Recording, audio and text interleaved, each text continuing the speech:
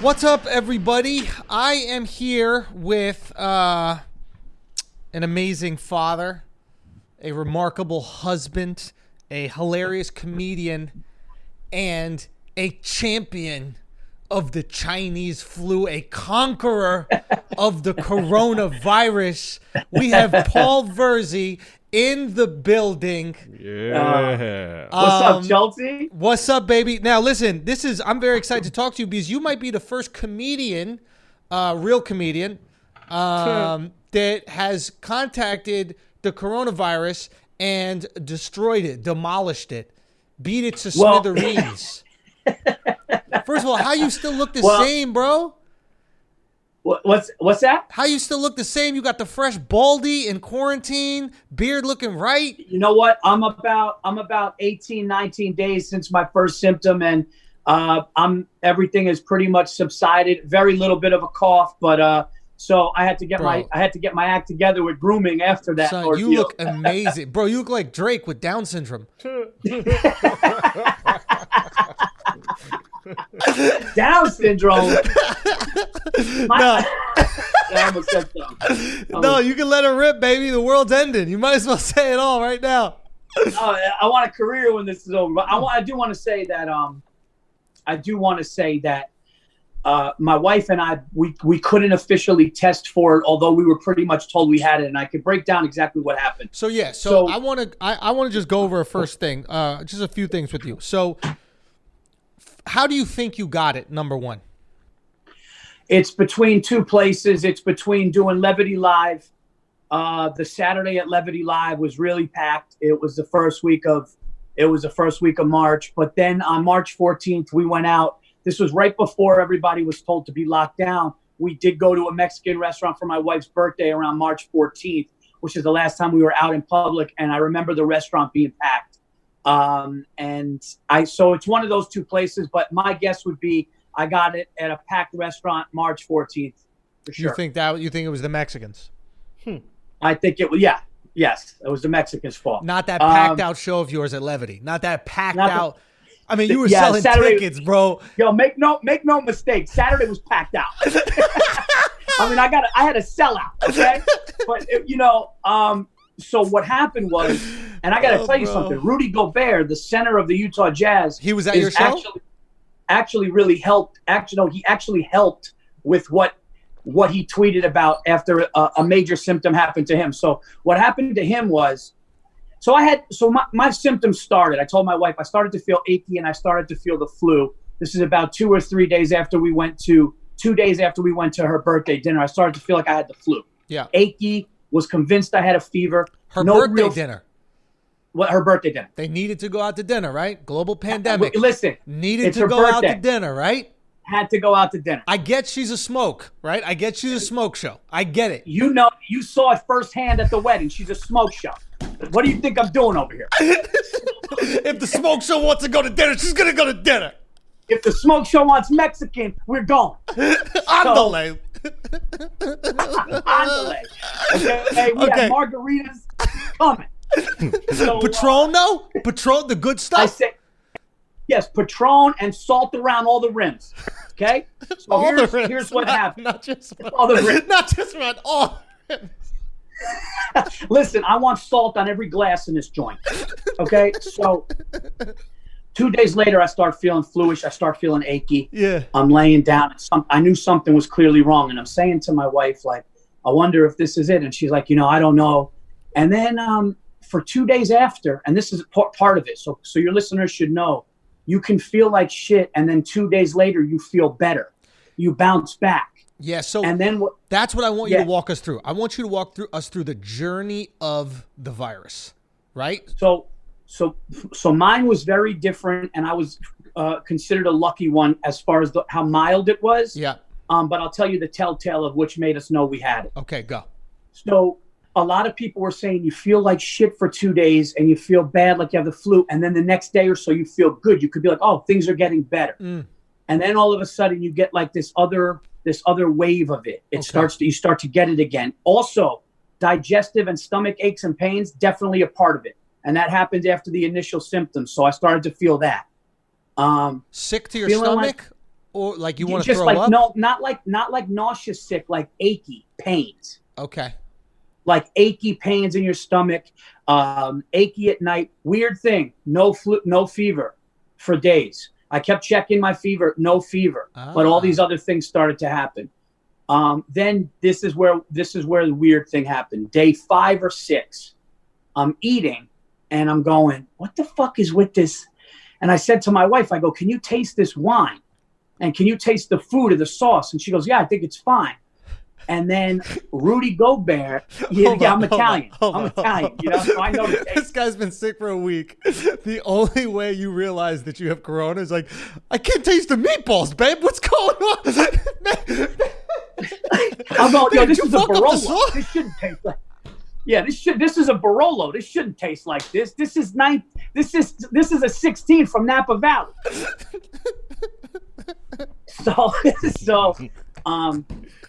Bro, I completely all of a sudden lost my taste and smell. And Rudy Gobert tweeted something. Right. Because he was one of the Rudy Gobert tweeted, he said, just want to give all the fans and everybody an update. He goes, I haven't been able to smell or taste anything for 4 days. Is anybody experiencing this?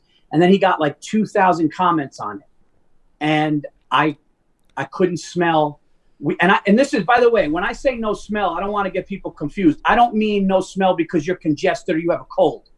I'm talking no stuffy nose, no congestion. You're fine. You're breathing fine, and you can't smell. So you can't smell, you can't taste. Bro, I'm talking you're fine, and you open a potent bottle of whiskey, nothing. Whoa. You open something that's potent or a candle, nothing, bro. It was like that's what really freaked me out. Like, that's when I was like, something's wrong, because that's never happened to me in any time that I've ever been sick where I lost my sense of smell and taste, and it was just gone. Now, what was it like eating food and you just couldn't taste it at all? Like, what was it like being a regular white person? It was every good meal was ruined. Every taste was ruined. Every drink was water. So it was like any drink was water. You'll take a Coke and you'll drink a Coke. It tastes like water. I took a sip of Diet Coke and it tasted like carbonated water. It was just water. And that's when I was like, something's wrong. And then that's when, you know, it's funny though, bro. When I first couldn't smell, I woke my wife up at 3 o'clock in the morning. Both of my kids are in bed with her because I had the guest room because I knew I was going through this. And I wake my wife up. I go, babe, I think it's definite now. It's definite. She goes, why? She's like, waking up. I go, I can't smell a thing. She goes, you fucking woke me up. Because this is before any symptoms came out. So she's going, you fucking woke me up. I'm with the 2 kids. You woke me up because you can't smell or taste. You go the fuck to sleep. And then the next day, it started to really come out. Also, I don't want to give out names or anything, but Giannis had a distant family member who also tested positive, and the smell thing was a thing. Yeah. My wife also knew a woman who, as a friend of hers, she lost taste and smell. But the kicker that let us really know was 5 days later, my wife, Stacy, lost her smell and taste as well. So now you knew that you would pass it on to her. So it looks like I passed it on to my wife. She was very mild symptoms, except that. Here's a positive thing I am hearing: if you lose smell and taste, that those cases seem to be 40 years and younger, and from what they've seen, on the more mild side. Thank God. Right. Now you're a gambling man. I mean, not for a while, but yeah, I love a little juice. You like a little juice. You like a little action. Now, I like a little action. Were you putting a little action on whether or not you would make it out, whether or not your wife would make it out, or like, what, you know what I mean? Like, was there any part of you who was like, what's the over and under of me beating this fucking kung flu? When I was laying in bed at night and I would cough at night, because at night the cough would come a little bit. Yeah. My main fear was, am I going to wake up in the middle of the night and not be able to breathe or need to go to the hospital? And the fear was there might not be a hospital bed. Luckily, I'm up in the country. Westchester is not as densely populated as obviously New York City. So I thought, but it definitely crosses your mind. Nice house up there, right? Nice house. What? Nice house. Oh yeah, I got land up there. Land. Like there's some. I got fucking I could introduce you to fucking deer. I know, on a first name basis. I'm feeding these motherfuckers. I'm feeding these deer fucking tomatoes like they're apples. I'm out of my hand, by the way. I fed a fucking deer Tostitos, and I heard the crackle in its mouth. I'm not even fucking with you. So keep going. I'm so glad it was you that got it. There'd be so much less funny people that got it that I'd have to talk to. I'm so glad it was you. So now the other question. So then once I got to a certain amount of days, yeah, and I had realized, I mean, knock on wood, I had realized that the breathing thing wasn't an issue, and it doesn't look like I'm gonna go, to the hospital, thank God. That's when I started to realize that it started to pass. My wife was about 4 or 5 days behind me, and it looks like both of us now. My wife is about 14 days. She feels fine, back to work, everything great. Me, I'm about 18, 19 days. And like I said, a little bit of a cough, but there's allergies, so I feel good. But here's what I did learn from the doctor. I did speak to my doctor. There's 30% of viruses out there which take away your smell and taste, but it's never happened to me or my wife before in our lives. And the fact that that would be a coincidence with this pandemic just doesn't make sense. Yeah. He also did tell me, and this is what he said. He said that 80% of people from all the studies they're doing might not be comfortable. There are people with 102, 103 fever for a week straight, but they don't need a hospital bed.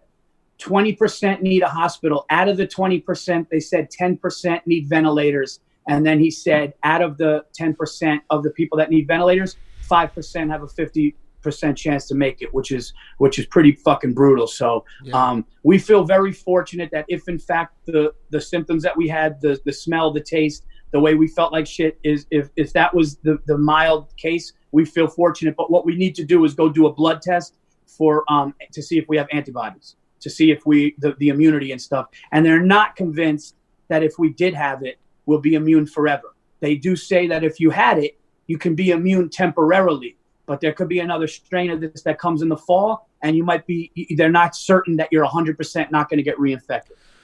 So just to clarify what people are saying, so you build up antibodies for a virus, right? And those antibodies stay inside you in case you get the virus again. And then the antibodies, they go beat up the virus, essentially make it so you can't get sick. And with this certain virus, the coronavirus, they're saying that just because you got it doesn't mean you built up the antibodies that can fight it, or the virus could change. Which one is it? Well, the second one. So this mild strain that I have, if this comes back, my body knows it and my body can fight it, and I had it. But if some stronger shit comes, then the people that have some shit that are just where they're laid out and in a matter of a day and a half, it escalates to not only 104 fever, but they can't breathe on their own. Yeah. That could be a whole other thing. So we were told since once we lost the smell and taste, they say you just got to isolate for 7 days. If you don't need a hospital bed, we're not going to see you. You got to isolate. But we were basically told, act as if you have it because we think you do because of what the unique things that happen to you. But now that we're past the time, now they're saying still be cautious, which kind of sucks. Yeah. Okay. Now, all right, guys, we're going to take a break just for a second. Get back to that combo. I got to let y'all know, man, Blue Chew coming through during this global pandemic, keeping them dicks hard. If you guys don't know what Blue Chew is, man, you must not have been listening to the podcast and watching the dropping ins. But Blue Chew, same active ingredients that's in Viagra, Cialis, all that good stuff. It just works twice as fast because you're chewing it up. You're not swallowing it and letting it go into your belly and wasting all the time. Grind that thing up, get that dick hard, please your girl, please your wife, please your pandemic bae, whatever it is. You know you're locked in the house. You got to mix some things up. You got to mix some things up. You got to shake some things up, and you can do that if you're chewing these things up. Simple as that. BlueChew.com. Use the promo code Andrew. You're going to get it free. All you got to do is pay $5 shipping. They're going to deliver hard dick to your apartment. Ladies, if you're watching, make sure your man gets it for you. It's a fun night. It's a party. You're stuck inside. You're quarantined. You might as well mix it up a little bit. BlueChew.com. Promo code is Andrew. Now, let's get back to this conversation. Are you close to your wife's parents at all? My wife's father has passed. My wife's mother is staying in Florida. Okay. So there was no concern about bumping into them. Your parents, no concern about bumping into them? My mother was diagnosed with the stage 4 cancer in 1997. And when she was on her way out, there was a test drug at the Dana-Farber Institute in Boston.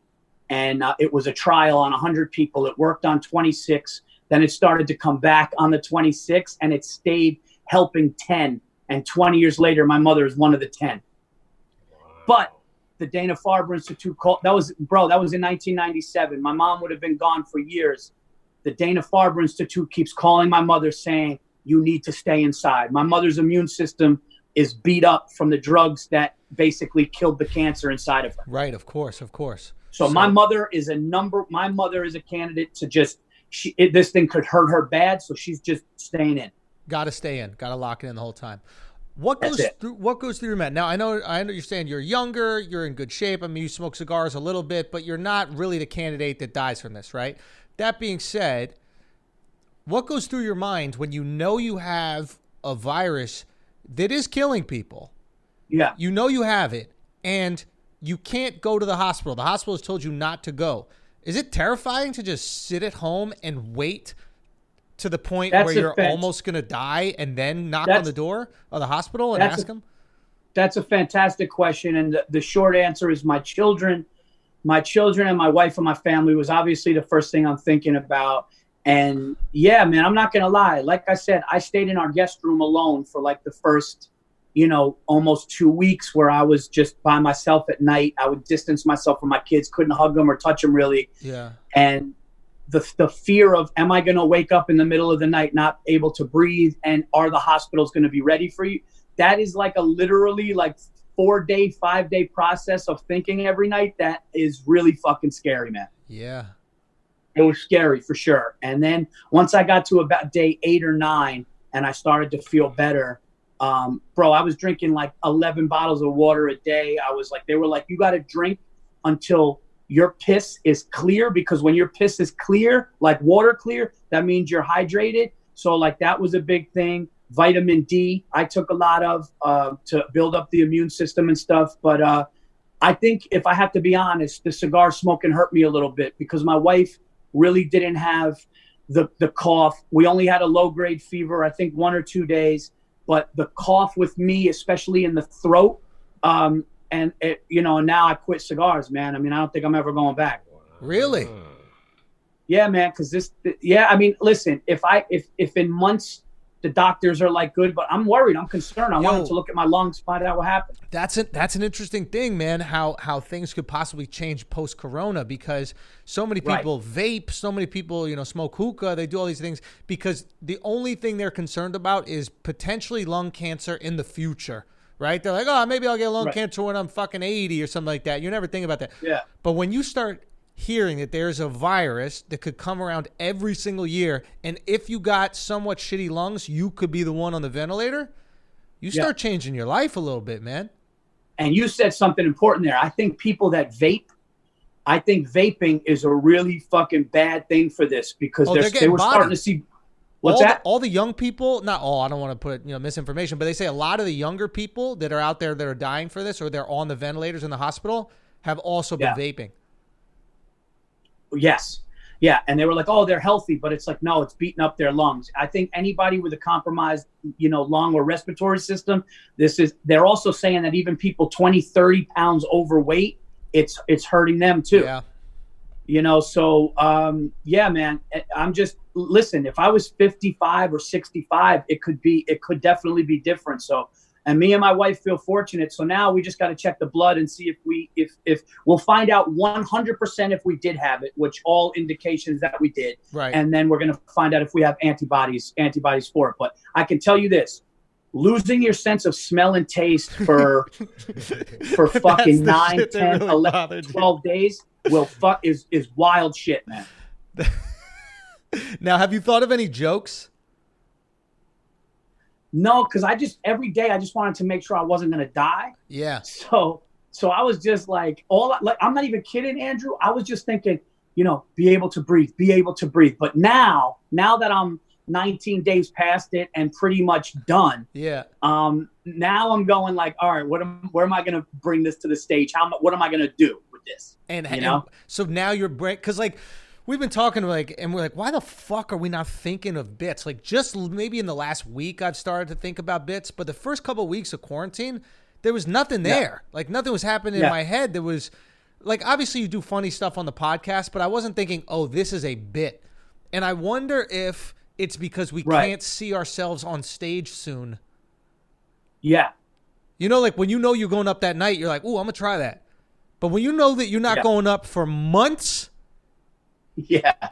there's no impetus to try it, right? You're like, I'll get back to it maybe. Yeah, that's why you gotta. Yeah, that's a good point. You gotta write it down because, bro, we might not hit the stage. It's a reality that we might not hit the stage till mid-fall, son. Because even if they say go back out, a lot of people are going to be reticent about going into a room packed like sardines full of people. You know? Yeah, that's Unless why they just need a vaccine. If you have a vaccine, we're back to business. But without the vaccine, I think I don't know, man. I think it could be a while.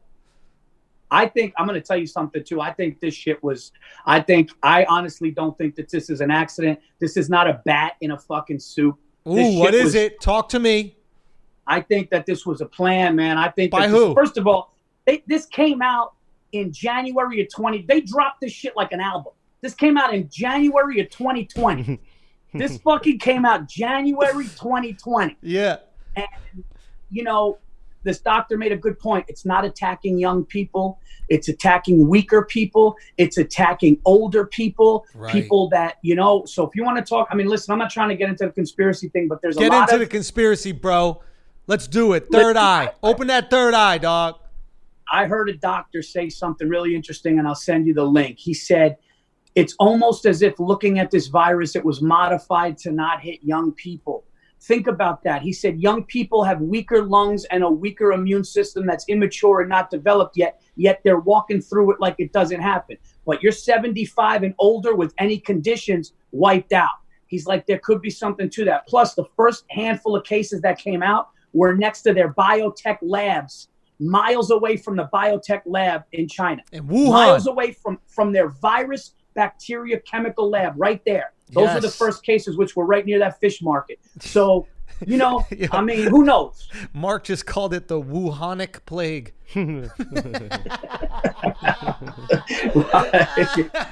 That's good. Real quick, before we get back to the conversation, actually, I got to shout out Radix, man. You know the CBD supplier of the Flagrant 2 Asshole Army. Radix is doing something super dope, man. So it turns out the machines that it takes to make CBD are like the same exact machines it takes to make hand sanitizer. Oh, so shit. Yeah, so Radix Remedies noticed that obviously there was this hand sanitizer shortage. So what they decided to do is turn off the CBD machines, or some of them, and make hand sanitizer. It's 80% alcohol or whatever that is. Mm-hmm. It has to be 80% in order to work. I mean, it's, you know, look, it's not the same brand as Purell, but it's the same thing, okay?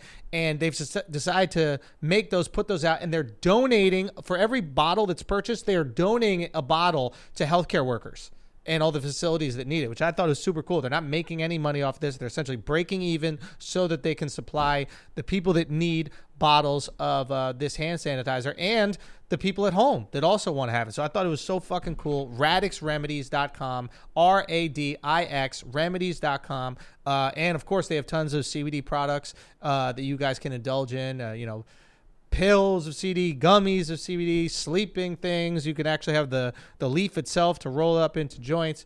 Bath bombs. Let's go, Al. Treat yourself nice out here. A little luxury never hurt nobody. Mm-hmm. So radixremedies.com, and you can use a promo code Flagrant to get 20% off of that. But go buy some of that hand sanitizer, man, and support. It's a great way to support, and you get something out of it. So let's get back to the show. Who hates old people the most? Maybe that's the group that put it out there. Who hates old people? Who needs to get rid of old people? Do you think it's a population thing? I mean, if you want to get like conspiratorial about it, old people, some might say, for me and you know, but some might say old people are the biggest drain on an economy because they're not working, they're not producing anything, and they're being supported by that economy. So the longer they live, the more of a drain they become. Like if you retire at 60, but we live to 100, fam, that's 40% of your life. People are just paying for you to be around. That's right. Matter of fact, from 0 to 18, you're not doing anything. So you really only are giving to society from 18 to 60 or whatever the fuck age people retire. So I don't know, maybe like the, evil powers that be, whoever they are, maybe we need something to kind of clip the end of the hedges. Sometimes the hedges get a little crazy up there. You need a little shape up. That's exactly what this one doctor was saying. And he even said, he goes, listen, I like facts. I'm not into the conspiracy thing, but he goes, this thing is not attacking people like 0 to 20 something. The numbers are so unbelievably low for a virus that attacks your lungs that is just going like, and he mentioned what you said. He goes, who's a burden on society? People that are sickly, people that are older. And I believe, and listen, I don't know what they do in China, but isn't there a thing with like you can have one female, one girl, and then after that? There's another thing where it's like there's a lot of old people and not enough young people to take care of them because they had that one child policy. So that was a big issue. Maybe it's something like this. Maybe it's a flu that came out naturally, right? Yeah. And when the governments realized what it was, they're like, hey, we could act right now and get all the masks out to everybody and get all the ventilators out to everybody. Or we could wait a beat, let it fuck some shit up, knock out the old folks, and then step in and save the day, right? Yeah. And that now, could, so, sometimes it's like, I think there's a saying, I forget what it is, but like you never let a tragedy go to waste. I think that's what politicians say. Right. So, maybe that was maybe that's the way they looked at it. It's like, okay, here's this tragedy. It's only going to take out old people. Wow, the economy is going to be humming afterwards. Like, let's be honest. I mean, we were talking about this on the podcast, but if in Avengers, if Thanos was like, yo, I'm going to snap my fingers and everybody over 80 dies, you think there'd be a lot of pushback? Right. You think all the Avengers are coming together? Maybe one or two, but I don't know if all the Avengers. Yeah, Tony Stark will be like, listen, I'm going to sit this one out, Listen, I got some robots to work on. Why don't you send the ladies? Hey, what are those fucking Hulk's lazy ass over there? You know what? And listen, I don't know. Like, I don't know. I'm not saying what I said that doctor said is true with the population thing and they could only have one woman. But the one thing that he did say that made me scratch my head and go was the age thing.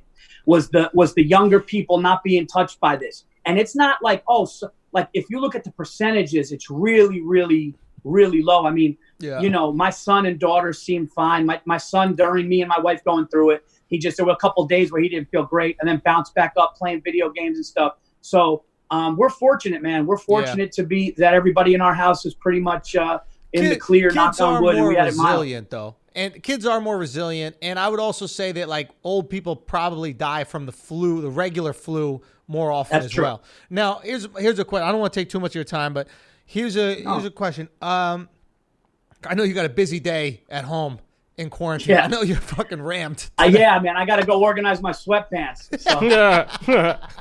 I got to see which sweatpants I'm wearing tomorrow. So I will tell you, this quarantine's got me comfortable. I bet it does. I bet you walk in that yard. I bet you liking all them acres. You enjoying them acres? Oh, man, I'm going acres and flip-flops and sweatpants. You and Giannis taking a lot of long walks, getting your mind right? Oh, yeah, Pour absolutely. a glass of something, take a stroll. Oh, it's so hilarious, yeah. That's where you need a backyard. We're fucked up in the city. I'm just staring out my window like a dog. Oh, yeah. But, yeah, so here's a question. Everybody keeps calling it like a flu, right? They're like, oh, it's just like the flu. I presume you've had the flu before. Is this anything like the flu? Mine was much, much less. Oh, the flu was worse. Mine was much, much less than the flu. And some people that we've talked to that had it, our neighbor's sister has it. And she's fine. Okay. That's the thing. Like when you found out, like, what's his name? Donovan Mitchell. He's like, that kid, like, fine. Marcus Smart. Like obviously those guys are in their mid-20s or early 30s and they're athletes. Yeah. But a lot of people that get it are like, yeah, one night of aches, a little bit this, a little bit that. I've had the flu where I was laid up with a fever for a long time and felt like shit. This was just more of feeling shitty. And the one, like I said, I would not be on here saying that me and my wife believe we had it and doctors we talked to if we didn't lose the smell and taste. That was our biggest indicator. Yeah, I know. I love you, bro. Yeah, when I can't taste wine, I'm like, something's wrong with me. Yo, do you think that's why so many people in Italy realized they had it? Like nobody in England realized they had it, right? Like everybody in England was like, we'll just take it on hilarious. the chin, right? But Italy was like, no, there's a problem. My linguine never tastes like this. What is this? Everybody stay inside. Stay inside. We're gonna have it. Oh shit. I know my wife meatball. Not like this. No other country locks down immediately. Italy's like, all right, everybody inside for at least a month. Let's just get this thing out of here. Dude, I miss risotto. Yeah. They said 30% of Europe cases lost smell and taste. Wow. 30%. And they were mild, and they were usually younger people. Dude. Yeah. It's a little crazy shit over here. Well, brother, I love you so much, man. Get better. I love you too, man. I can't wait fun. to see you again. We got to hang. We got to have you back in the studio when you're ready to go. Yeah, for sure. But get better. Keep me posted on your health and everything, man. If you need anything, I'm right here, all right? You guys are my favorites, man. Love you. Talk to you. Love you, brother. Peace. Bye-bye. Later. Everybody. Okay, that was Paul Virzi, man. Make sure you go tweet or DM Paul. Shout him out. Let him know you're thinking about him. And, it's good in these times where you go through something like that, which is absolutely, it can be terrifying, especially when you have kids and you're on the brink. I mean, 40 isn't old, but it's not young. And if you have a habit like smoking cigars, you don't know what could, possibly happen to you. And when you have something, you're thinking about worst case scenario. But guys, I have very good news. You might have heard earlier. You might have heard a voice early in the beginning of the podcast that you haven't heard for about a week. Alex Media is back in the building, everybody. Okay, the year is back. There you go. Al, how are you doing? Everybody thought you might have had the corona. Are you feeling better? Nah, I'm feeling great, man. Now, you didn't have corona. Did not. But you came in here in full gear. Yes. You not trying to get this Rona. Absolutely. I still think you, Mark, and Akash have it. Akash probably has it. Yep. Mark and I don't think we have it. Yeah, we're close to him. We've been close. Mark has the closest proximity to the hospital, so he might get it next. Okay. Mark? I think Mark we should, does it. Mark, we should put a little bet out here. Who gets it first? do you think people did this with other pandemics? Like during the Spanish flu, they're like, who do you think's going to die first? What? Dude, so do Asians. Oh, they're going all in on this. All right. Well, look, man. I think if anybody gets it, this is my suspicion. I don't think we get it. I think the only person that potentially could get it is you because of your building size. Okay. You live on the 37th floor. Yes. Guys at home, Al lives on the 37th floor. 37th so that means you have 37 floors of people with you. Yeah, technically. Now check out this. This is how you know nobody lives in Manhattan. Nobody lives in Manhattan. My girl and I, our building has 20-something floors, okay? There are 12 apartments total in the whole building that are being occupied now. Wow. In 20-something floors. That means everybody in the building left. 12 units total that have people in. So that's how you know everybody's leaving Manhattan. Nobody's staying in the fucking city. So we have less of a chance of getting it. I think because you're so close to people, you could get it. Yeah, but But you're going to be close. You're going to be careful. Yeah, I'm in my apartment. He's in Queens. Yeah. I think the boroughs don't leave. Yeah, we don't leave. This weekend, it looked like every other weekend around my building. Yeah. Yeah. That's the thing. I know, like when I'm growing up in Manhattan, I see people all the time. I never meet anybody who's from Manhattan. So everybody moved here. So if you know that there's a global pandemic and you're not going to be able to go, you going home. My girl would have went back to Cali if it wasn't for me. I can't cook. I'll die. I might be the only person that dies during Corona, not from Corona. Yeah, he just starved. He was eating granola bars at the studio, and then he went home and he starved. Son, you gotta cook, man. Get your cook on, Alex bro. thinks he's Chef Boy Son, on I'm D, bro. chefing out here. Watch. Man, come on, Al. Son, It's easy to cook vegan. You don't cook it. Next Thanksgiving, Rabbits cook vegan.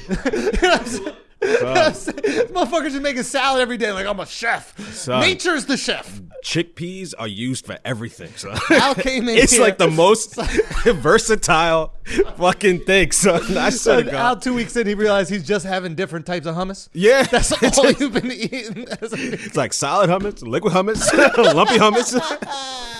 Yeah. Bubba Gump. He's the Bubba Gump with hummus. Son. Chickpeas, amazing thing, bro. But you feel good. Everything, good, all good. yeah. How it's great to have you back, brother. We missed you. I missed you guys too. It's good to be back. Guys, that's been another episode. You know we're back in the game. You know the schedule. The schedule goes. We're here next Sunday, by the way. We're not going to be doing, obviously, it's Easter. Take some time off, spend time with the family. But yeah, we're here. You know, Monday, Tuesdays, we do Flagrant. Wednesdays, we're back in here with this. And Thursdays, back in here with this. And then Friday, that Flagrant Patreon episode. Glad you liking these interviews, man. We're going to do more of them. We got some interesting people we want to talk to. And if there's any interesting ideas out there that you're curious about, make sure you hit us up. You know, we want to have these conversations with folks, and now folks have downtime, so we're able to speak to an El Chapo's lawyer or Doc Ansel from Tiger King or all these other folks. So we got some interesting stuff getting cooked up, man. And one more time, shouts to Paul Virzi, man. Go check him out. And welcome back, Alex Media. This has been another episode of this unnamed show. We're going to get to a name eventually. Couldn't name it while Al's gone. You know? Come on, son. All right, y'all. We got to sign out. You know what I'm saying? So it's peace, love, and... Yeah.